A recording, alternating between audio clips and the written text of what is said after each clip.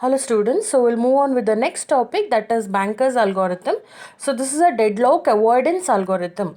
So deadlock is nothing but it's a situation wherein a process is waiting for an indefinite time for its chance for executing, and at one point of time it might get terminated. Okay, so we need to avoid this deadlock in a system. If there is deadlock, if a deadlock occurs, then what happens? Process is not able to execute. So we don't want that to happen. So we can go in for the deadlock avoidance algorithm. That is what we'll see now, that is bankers. So the name bankers algorithm is, in a banking system, a banker should take the decision in such a way that he should be able to service all his clients or customers. Okay, so similar thing is done here. When a process enters a system, it must declare the maximum number of instances of resource type that it might need. So the meaning of this is, when a process enters into the system, it has to tell maximum how many number of instances or copies of each resource it requires. This number may not exceed the total number of resources in the system. Okay, so how much it is asking for should not exceed how much is there right now. Okay, if it is exceeding, then again it is not, we are not able to give that resource to the process, and in such case again deadlock might occur. Okay, so under this bankers algorithm you have two algorithm, that is safety algorithm as well as resource request algorithm. So first we'll see the safety algorithm. So in the exam, this is a sure topic. Either they can ask you to write this algorithm, that is safety as well as resource request, or they will give you a problem. Either of this, it will be a sure question. Okay, so I request you all to please go through this topic, that is bankers algorithm. Okay, so safety algorithm, this particular algorithm is used to check whether your system is in safe state or not. So the meaning of safe system is in safe state. The meaning of this is, suppose you assume we have process P1, P2, P3. Okay, so these are the three processes that is there in your system, or which has entered in your system. These processes needs to execute. So to execute means it requires some resources. If we are able to give those resources to this process, and using those resources, if the process can execute, if all this process can execute, then you are saying that your system is in safe state. Okay, so we are saying that a system is in safe state if all the processes that are there in the system are able to execute and complete. Okay, then we are saying it is in safe state. And after that you will have to write something called as a safety sequence. Okay, so this safety sequence is written inside the angular bracket. That is nothing but it is telling us the order. So it can be anything. Now here I have told P1, P2, P3. So it can happen that initially P1 may not be able to execute. Maybe P1 can execute. Then you can write, then in that case we are writing P1 as a first process which will execute. Then maybe P3, then maybe P1. So safety sequence is nothing but it is giving you the sequence of execution of process. So now here I have written P2, P3, P1. So meaning of this is, if you execute in this order, if the processes are executing in this order, then the system is not in a deadlock state. In other way you can say system is in a safe state. Okay, so we are going to see about all this in the next video, wherein we'll solve a problem associated with this safety algorithm. So we'll just go to this algorithm. So in the first step what we are doing here is, let work and finish be two vectors of length m and n respectively.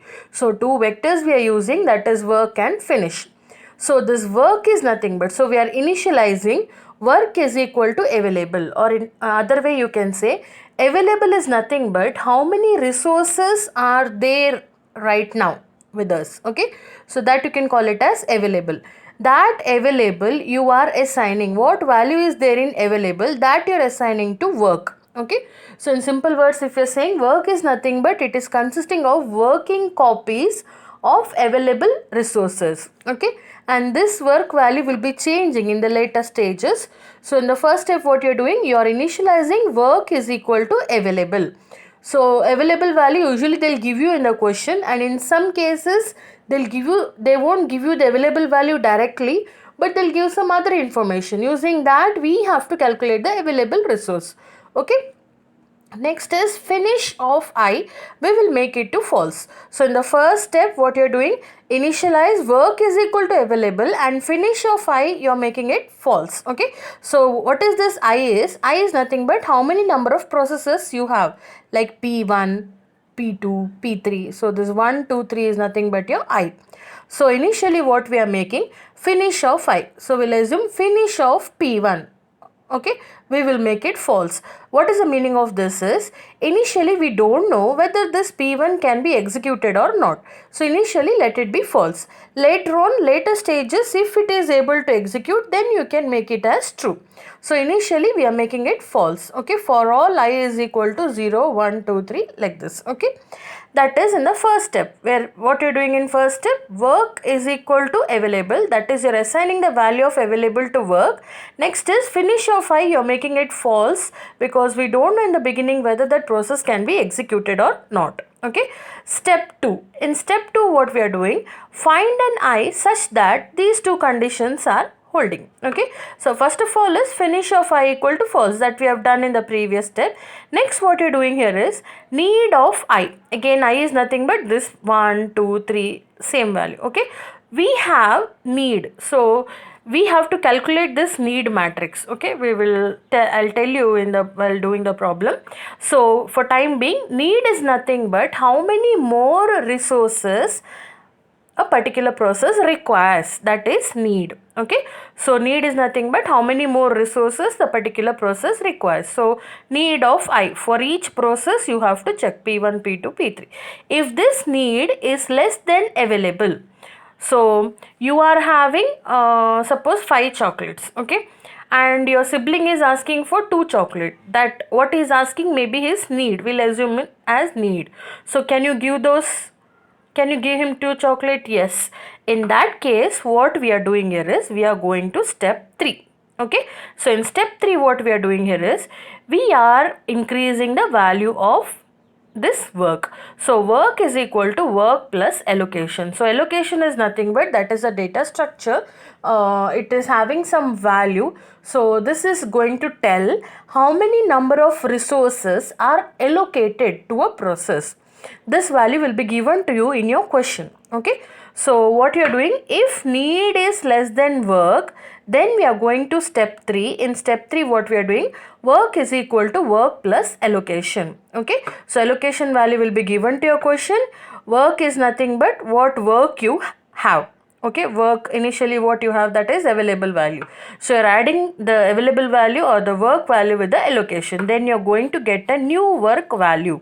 So this new work value will be used for the next process. Okay, after doing this, you are setting finish of I to true.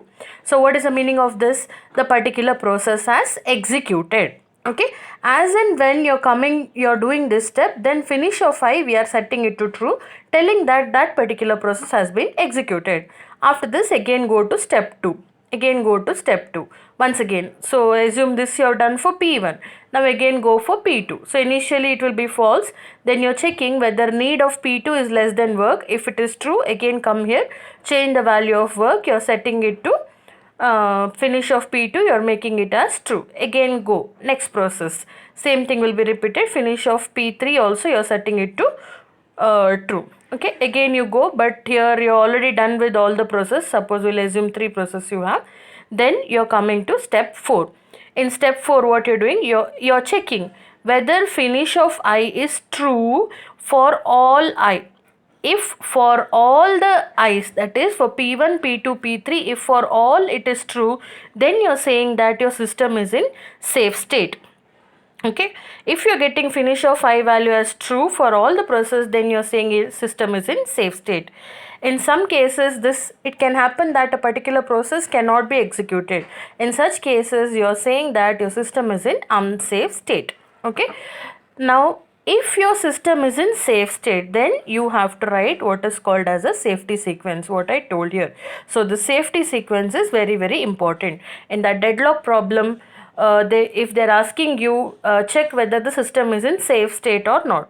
After that, if it is in a safe state, they will ask write the safety sequence. So the safety sequence is very important.